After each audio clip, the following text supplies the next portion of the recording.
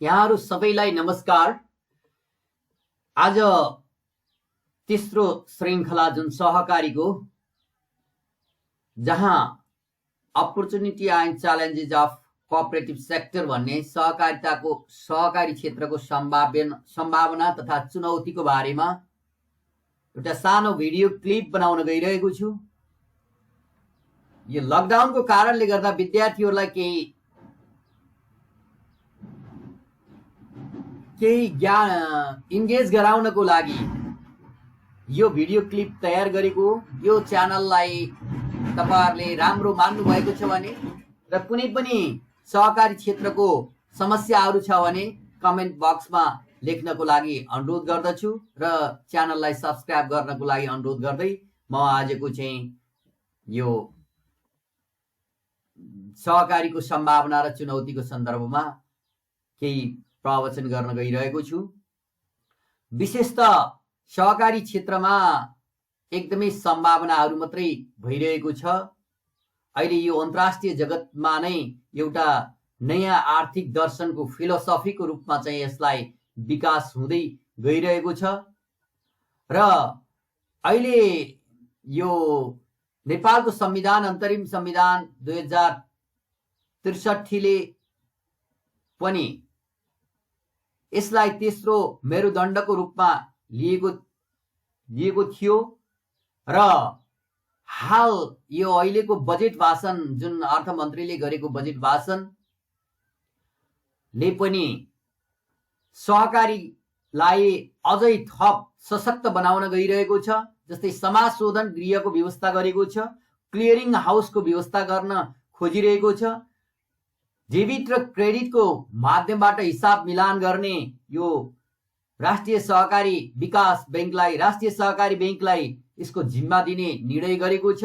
जसरी बैंक वित्त कम्पनीहरू नेपालमा काठमाडौँ, विराटनगर, वीरगञ्ज, जनकपुर, पोखरा लगायतको ठाउँमा क्लियरिङ हाउस छ अथवा नेपाल राष्ट्र बैंकको शाखा कार्यालय छ, त्यो शाखा कार्यालयमा सम्पूर्ण चेकहरू लिएर राष्ट्र बैंकमा कर्मचारीहरू जान्छन् र त्यहाँबाट नगदको कारोबार नगरिकन त्यहीबाट डीआर र सीआर को माध्यमबाट हिसाब किताब मिलान गरेको हुन्छ अथवा एउटा बैंकले अर्को बैंकलाई दिन पर्ने रकम बराबर हुन्छ भन्ने मान्यतामा आधारित हुन्छ। त्यस्तै जस्तो यो क्लियरिङ हाउसले एउटा सहकारीले अर्को सहकारीलाई दिनुपर्ने रकम र जस्तो उपकार बचत तथा ऋण सहकारी संस्था छ भने सुप्रिम बचत तथा ऋण सहकारी संस्था, सफल बचत तथा ऋण सहकारी संस्थामा चेक आउने जाने गर्छ। त्यो चाहिँ सबै क्लियरिङ हाउसको माध्यमबाट सहकारी बैंकले नै नगदको कारोबार नगरिकन त्यहीबाट हिसाब किताब मिलान गर्ने अवधारणा सरकारले लिएर आइरहेको छ र अहिले प्रविधि मन्त्री बनाउने भनेर बजेट भाषणमा पनि अर्थमन्त्रीले हालै बजेट भाषणमा पनि बताइसक्नु भएको छ। त्यसै कारणले गर्दा यसलाई एउटा अवसरको रूपमा लिन सकिन्छ। चुनौती खासै छैन, चुनौती त्यस्तो देखिँदैन। विशेषतः अवसरहरूमा कानुनी आधार, सहकारीलाई सहकारी एन्ड सहकारी नियमावलीले कानुनी आधार प्रदान गरेको छ। सहकारी संस्था एक वैधानिक निकाय भएको छ। यसले सहकारीलाई कर छुट शहरी क्षेत्र बाहेक सबैलाई सुविधा दिएको छ। बहुउद्देश्य बचत तथा ऋण सहकारी संस्थाहरूलाई गत वर्ष कर लिएको थियो, अहिले त्यो पनि हटाएको छ, जसले गर्दा कानुनी आधार पनि यो ग्रामीण भेगमा सञ्चालित बचत तथा ऋण सहकारी संस्था लगायत ग्रामीण भेगमा सञ्चालित सम्पूर्ण संस्थालाई यसै वर्षबाट कर छुटको व्यवस्था गरेको छ। गत वर्षसम्म त्यो कर बहुउद्देश्य सहकारी संस्थाहरूले लिएका थिए, अहिले त्यो पनि ग्रामीण भेगमा सञ्चालित सहकारीहरूलाई सम्पूर्ण ठाउँमा कर छुटको व्यवस्था गरिदिएको कारणले गर्दा सहकारीमा अपर्चुनिटी मात्रै छ, थ्रेट खासै देखिएको छैन। संस्थागत आधार, कोअपरेटिभ मुभमेन्ट सहकारी आन्दोलनमा गइरहेको छ। सहकारीले जे गरिरहेको छ त्यो हामीले गर्न पाउनु पर्छ। सहकारीको व्यवहार जस्तो छ, सहकारीले चेक इस्यु गर्न पाउँदैन, सहकारीले एटीएम सिस्टम लागू गर्न पाउँदैन भन्ने थियो, त्यो होइन। सहकारीले अहिले जे गरिरहेको छ त्यो गर्न पाउनुपर्छ। डिपोजिटर्सको रुपियाँ जम्मा गर्न पाउनुपर्छ। जुनसुकै समयमा डिपोजिटर्सले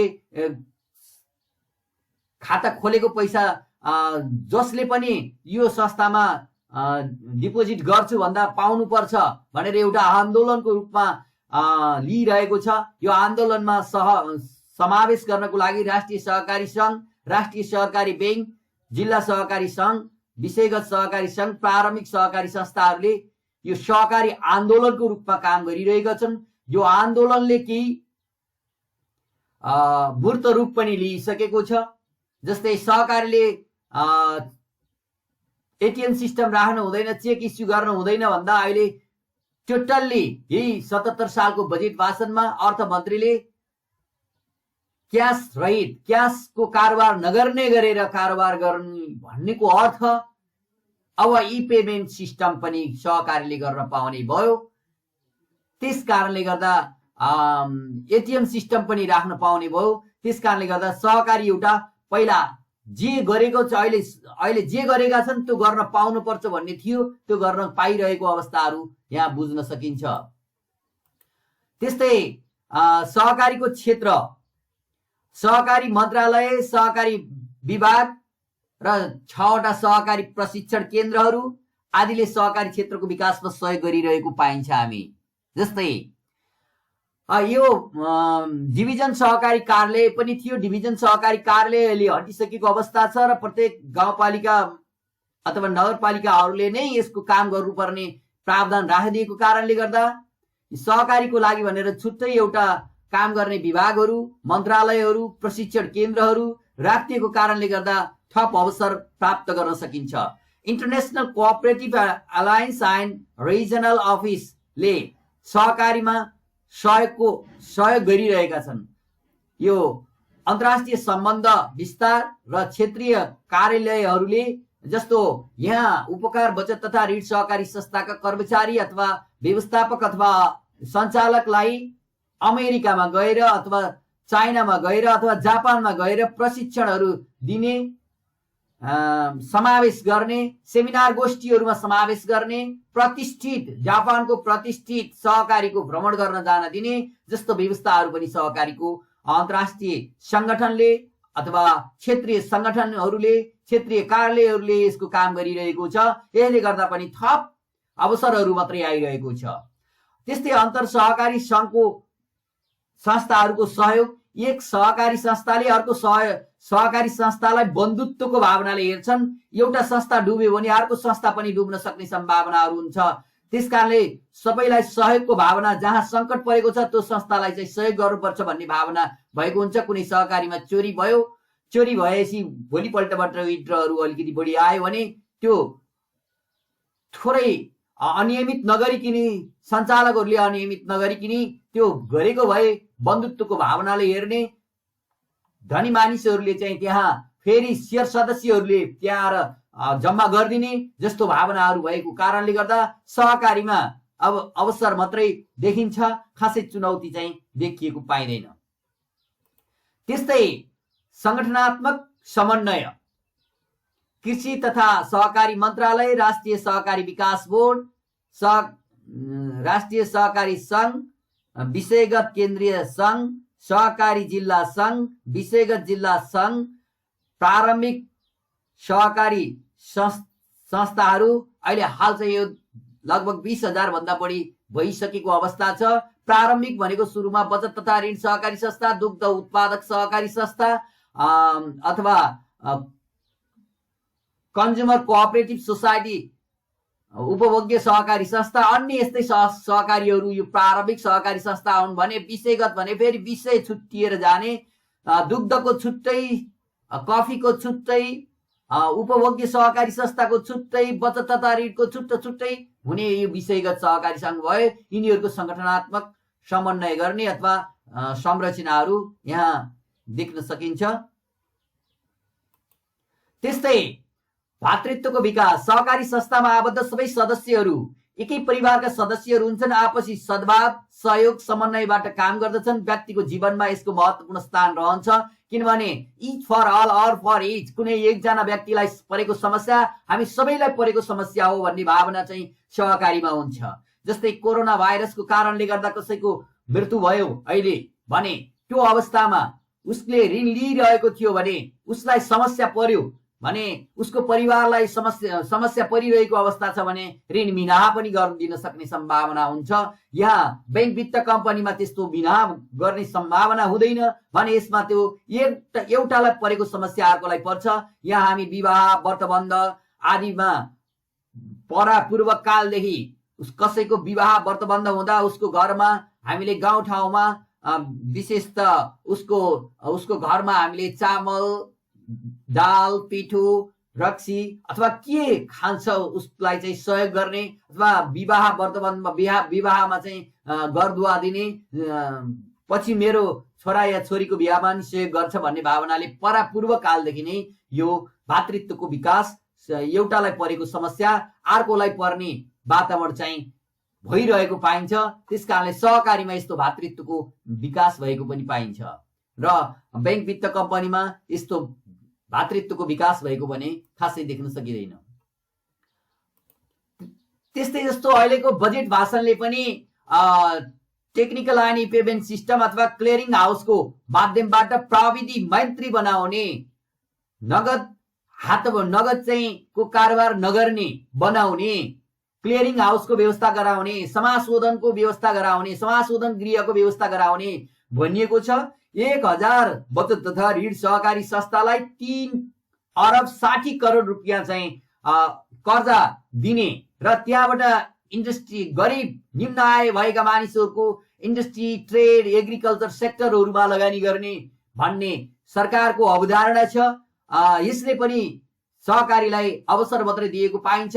त्यस्तै यस्तो कोअपरेटिभ एन्ड इन्फर्मेसन सेन्टरको व्यवस्था गरेको छ, सहकारी र यसको सूचना प्रणालीको व्यवस्था गरेको छ, जसको कारणले गर्दा जसले अयोग्य ऋणीहरू छ, जसले किस्ता तिर्न पर्ने हुँदाहुँदै अर्को बैंकबाट अर्को सहकारीबाट ऋण लिने, त्यहाँबाट पनि पाइसकेपछि फेरि अर्कोबाट ऋण लिने र तिर्दै नतिर्ने परम्पराको निमुट्यान गर्नको लागि, निरुत्साहित गर्नको लागि कोअपरेटिभ एन्ड इन्फर्मेसन सेन्टर भनेर राख्ने प्रचलन यसै वर्षबाट गराउने अर्थमन्त्रीज्यूको बजेट भाषणमा पनि उल्लेख भएको पाइन्छ। र जसले सहकारी ऐन अनुसार ऋण तिर्दैन, त्यस्तो ऋण नतिर्ने मान्छेलाई पहिला हामीले फोन सम्पर्क गर्ने, स्मरण पत्र दिने, ताकेता पत्र दिने, धितो लिलामको सूचना गर्ने, सार्वजनिक सूचना जाहेर गर्ने, गर्दा पनि नमानेको खण्डमा उसले तिर्न सकेन यदि भने उसलाई चाहिँ ब्ल्याकलिस्टमा राख्छ। ब्ल्याकलिस्टले गर्दा उसको भावी पुस्ताहरूले समेत यस्तो बाबुबाजेको सन्तान रहेछ भन्ने जस्तो हिसाबमा उसलाई चाहिँ कालो सूचीमा राख्ने प्रावधान, जसले तिर्दैन त्यसलाई कालो सूचीमा राख्ने प्रावधान राखेको छ। यो अहिले सहकारी ऐन 2048 लाई थपेर 2074 मा यो कुराहरू कार्यान्वयनमा लिएर आउनको लागि प्रतिबद्धता जाहेर गरेको छ, जसको कारणले गर्दा सहकारीमा अवसर मात्रै देख्न पाइन्छ, चुनौतीहरू खासै देख्न पाइएको अवस्था छैन। संस्थागत रूपमा प्राप्त भएका राम्रा अवसरहरू, प्रविधि तथा बजारमा आएका सकारात्मक परिवर्तन, आफू अनुकूल परिवर्तन, सापेक्षिक सरकारी नीति, सामाजिक मूल्य मान्यतामा सकारात्मक परिवर्तन, जीवन पद्धतिमा सुधार, बजार क्षेत्रको विकास, प्रतिस्पर्धाको नाजुक स्थिति, आयात निर्यातको लागि उपयुक्त भौगोलिक स्थिति आदि कारणले गर्दा सहकारीमा अवसर मात्रै भएको पाइन्छ, चुनौतीहरू भएको पाइँदैन। जस्तै बैंक वित्त कम्पनीहरूमा हामीले बैंक वित्त कम्पनीमा ग्रामीण भेगमा चाहिँ बैंक वित्त कम्पनीहरू नहुने, धेरै जसो बैंक वित्त कम्पनीहरू क वर्गका बैंक वित्त कम्पनीहरू सबै शहरमा काठमाडौँ केन्द्रित भएको हुन्छ र बजारमा नहुने भएको कारणले गर्दा भौगोलिक स्थितिले हामीले ग्रामीण भेगमा मात्रै धेरै जसो सहकारी संस्था ठाउँ ठाउँमा खोलिदिने भएको कारणले गर्दा सहकारीमा अवसर मात्रै छ, खासै प्रतिस्पर्धै छैन भन्दा नि हुन्छ अहिले सहकारीमा। किनभने धेरै जसो डिपोजिटर्स हरू अधिकांश लगभग 50% चान्सुन जस्तै पैसा सहकारीमै जम्मा भइसकेको अवस्थाहरू देख्न सकिन्छ। किनभने यो पैसा सहकारी हुँदै अनि विकास ब्याङ्क हुँदै र क वर्गको ब्याङ्कहरूमा यसरी गइरहेको अवस्थाहरू छ। त्यस्तै जस्तो बजार क्षेत्रमा क्रमशः बजारीकरण हुँदै जाँदा डिपोजिटर्सहरू बढ्दै जाँदा यो सहकारीमा अवसरहरू मात्रै हुन्छ।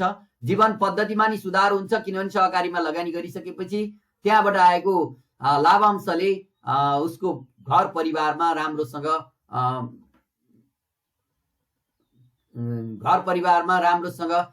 के अरे उसको लाइफ स्किल बढ्न सक्ने सम्भावनाहरू हुन्छ। निम्न जस पर्चेजिङ पावर बढ्न सक्ने सम्भावनाहरू हुन्छ। सामाजिक मूल्य मान्यतामा सकारात्मक परिवर्तन, सामाजिक मूल्य मान्यतामा पनि थोरै परिवर्तन भएको छ। सामाजिक मूल्य मान्यता सहकारीमा लगानी गरिसकेपछि सहकारी भाग्छ डुब्छ भन्ने जस्तो हुन्थ्यो। अहिले प्रविधि मैत्री सहकारी भइसकेको छ र बैंक वित्त कम्पनी जे जसरी सञ्चालन गरेको छ सहकारी पनि त्यसरी नै सञ्चालन भएको छ भन्ने जस्तो लागेको कारणले गर्दा र यो प्रविधिमा एडभान्स टेक्नोलोजीहरू भइरहेको कारणले गर्दा अनुकूल चाहिँ सरकारी नीति भएको कारणले गर्दा पहिला सहकारीलाई हेर्ने दृष्टिकोण, बैंक वित्त कम्पनीलाई हेर्ने दृष्टिकोण र सहकारीलाई हेर्ने दृष्टिकोण उस्तै काम गर्दा फरक फरक तरिकाले हेर्थे। अहिले बैंक वित्त कम्पनीलाई हेर्ने दृष्टिकोण जे जस्तो छ, सरकारले पनि बैंक वित्त कम्पनीले जे काम गरिरहेको छ त्यो काम गर्न दिने भएको कारणले गर्दा यी सम्पूर्ण बुदाहरूले गर्दा के भन्न सकिन्छ भने सहकारीमा अवसर मात्रै छ, थ्रेट छैन, च्यालेन्ज छैन भनेर जस्टिफाई दिन सकिने सम्भावनाहरू हुन्छ। त्यस्तै यति अवसर हुँदा हुँदै पनि केही चुनौतीहरू थपिएको पाइन्छ। सहकारी संस्थामा जस्तो ज्ञानको कमी, संस्था खोलेपछि सञ्चालकको ज्ञान भएको छैन, लेखापालको ज्ञान छैन, व्यवस्थापनको ज्ञान छैन, बजारीकरणको के कसरी मार्केटिङ गर्ने भन्ने कुराको ज्ञान छैन। त्यो अवस्थामा पनि के हुन्छ त भन्दा सहकारीमा थप चुनौती हुन जान्छ। जस्तै अहिले बैंक वित्त कम्पनीहरूमा ले 8% 7% इन्ट्रेस्ट दिइरहेको थियो सहकारीलाई भने अहिले 2% 3% मा झारिसक्यो। र यस्तो अवस्थामा यहाँ सहकारीले पनि केही इन्ट्रेस्ट रेट घटाउन सकेन भने, केही इन्ट्रेस्ट रेट घटाउन पर्छ भन्ने ज्ञान भएन भने सहकारी संस्था डुब्न सक्ने सम्भावना हुन्छ। त्यसकारणले यस्तो नलेज, यसको अवेरनेस प्रोग्राम, यस्तो ट्रेनिङ प्रोग्रामहरू अति आवश्यक हुन्छ नडुबाउनको लागि। त्यसकारणले पहिला सर्वप्रथम सञ्चालकहरूलाई, लेखापालहरूलाई, व्यवस्थापकहरूलाई के कसरी मार्केटिङ गर्ने, जस्तो बैंक वित्त कम्पनीमा भन्दा हाम्रोमा राम्रो हुन्छ भनेर जस्टिफाईहरू दिँदै गएको खण्डमा सहकारी त्यो चुनौतीको सामना गर्न सक्ने सम्भावनाहरू हुन्छ। त्यसकारणले गर्दा यो अहिले धेरै जसो पढ्दै नपढेको अनपढ सञ्चालकहरू, केही पनि ज्ञान नभएको सञ्चालकहरू, ग्रामीण भेगमा त्यस्तो मेन पावर, लेखाको ज्ञान सिपहरू नजानेको व्यवस्थापक त्यस्तै हुने भएको कारणले गर्दा यो सहकारीमा एकदमै चुनौतीहरू थपिरहेको छ। जसको कारणले गर्दा कज एन्ड इफेक्ट जान्न नसक्ने व्यवस्थापकहरू भयो भने त्यस्तो अवस्थामा चाहिँ सहकारी संस्था डुब्न सक्ने सम्भावनाहरू रहन्छ। जस्तै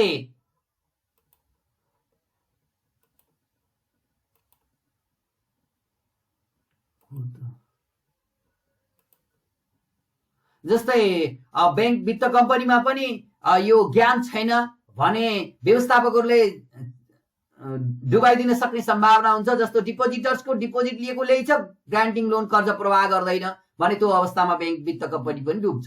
त्यस्तै सहकारी पनि डुब्न सक्ने सम्भावनाहरू हुन्छ। त्यसकारणले गर्दा यस्तो व्यवस्थापकीय ज्ञान उसले जान्नुपर्ने हुन्छ व्यवस्थापकले। त्यस्तै टेक्निकल प्रब्लम, प्राविधिक समस्याहरू पनि हुन्छ। एडभान्स टेक्नोलोजी हुँदैन, ग्रामीण भेगमा सञ्चालित सहकारीमा एडभान्स टेक्नोलोजी हुँदैन। एडभान्स टेक्नोलोजी नभइसकेपछि त्यसलाई चाहिँ उत्पादन र गुणस्तरमा कमी आएको कारणले गर्दा सहज रूपमा पब्लिकले सपोर्ट गर्दैन, जसको कारणले गर्दाखेरि सहकारी संस्थाले फड्को मार्न सक्ने सम्भावना छैन। त्यसकारणले एडभान्स टेक्नोलोजीहरू राख्नुपर्ने हुन्छ। हातले डेबिट क्रेडिट गरेर 4 खाता सञ्चालन गरेर हातले गरेको चाहिँ पत्याइँदैन। त्यस कारणले गर्दा एडभान्स टेक्नोलोजी जबसम्म हुँदैन त्यो बेलासम्म सहकारीमा समस्या मात्रै आउँछ। यो एडभान्स टेक्नोलोजी एडप्ट गर्न सक्ने सम्भावना निम्न भर्खरै 50-60 हजार अथवा 50-60 लाखमा सञ्चालित सहकारीमा एडभान्स टेक्नोलोजी नहुन नि सक्ने सम्भावना भएको कारणले गर्दा प्रविधिमा समस्या आयो भने, एडभान्स टेक्नोलोजी भएन भने त्यो अवस्थामा सहकारी संस्था डुब्न सक्ने सम्भावना हुन्छ अथवा सहकारीले फड्को मार्दैन। त्यस्तै कोषको समस्या, अब जस्तै ग्रामीण क्षेत्रका र विपन्न वर्गले खोलेको सहकारी संस्थामा नियमित बचत गर्न सक्दैनन्। नियमित बचत नहुँदा सहकारी संस्थामा कामदार कर्मचारीलाई दिन तलब भत्ता दिन नसक्ने सम्भावनाहरू हुन्छ, जसको कारणले गर्दा फन्डको कमीले गर्दा सहकारी संस्था डुब्न सक्ने सम्भावनाहरू हुन्छ। कानुनी समस्या, सहकारी ऐन र नियमलाई अद्यावधिक गरिएको छैन। गरिएको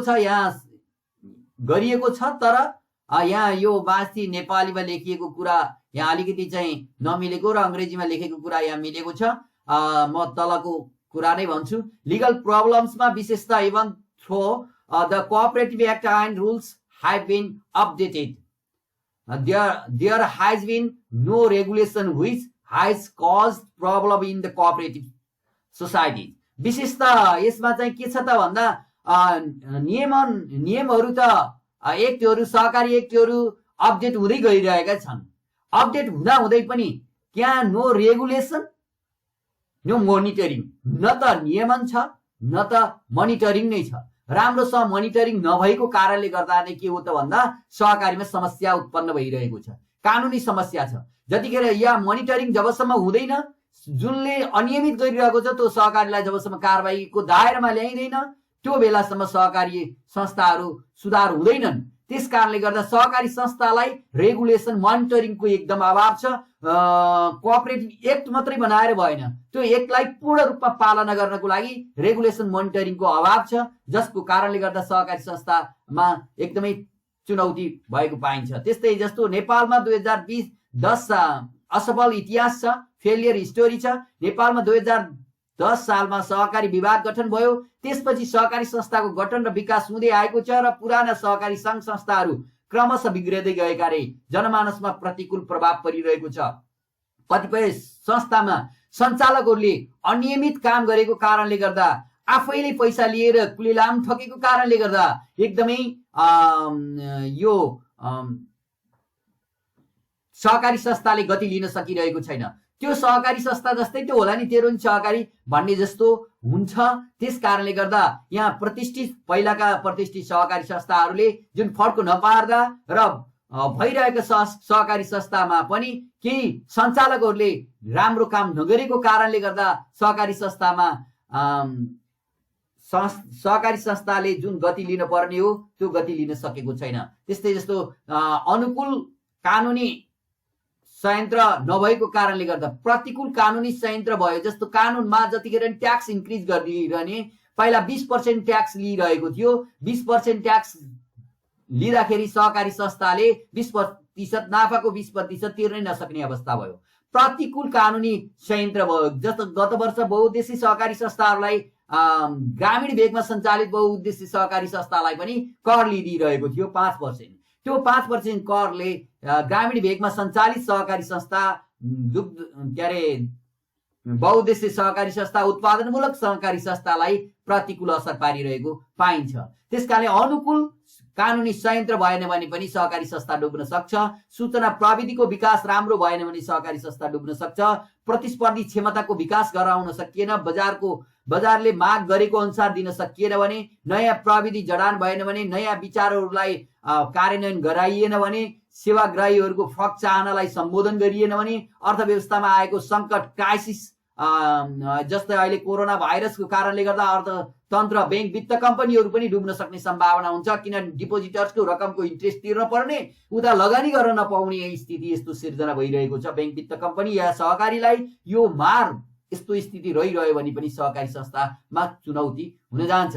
तैपनि यसको निचोड के त भन्दा सहकारी संस्थामा यति धेरै समस्याहरू छन्, चुनौतीहरू छन्, तैपनि यसको सहकारिताको कारणले गर्दा देशको अर्थतन्त्र, इन्डस्ट्री, ट्रेड, एग्रिकल्चर सेक्टर फैलिसकेपछि आर्थिक विकासमा सम्भव हुन्छ। सामाजिक विकास, सांस्कृतिक विकास, प्राविधिक विकास आदि हरेक विकासमा सहकारी संस्थाले सामना गर्न सक्ने भएको हुनाले निचोडमा सहकारी संस्था अति आवश्यक छ भनेर भन्न सकिन्छ। तपाईहरुको केही जिज्ञासा छ भने कमेन्ट बक्समा लेख्नको लागि म अनुरोध गर्दछु। र अहिलेको लागि यति नै। धन्यवाद, नमस्कार।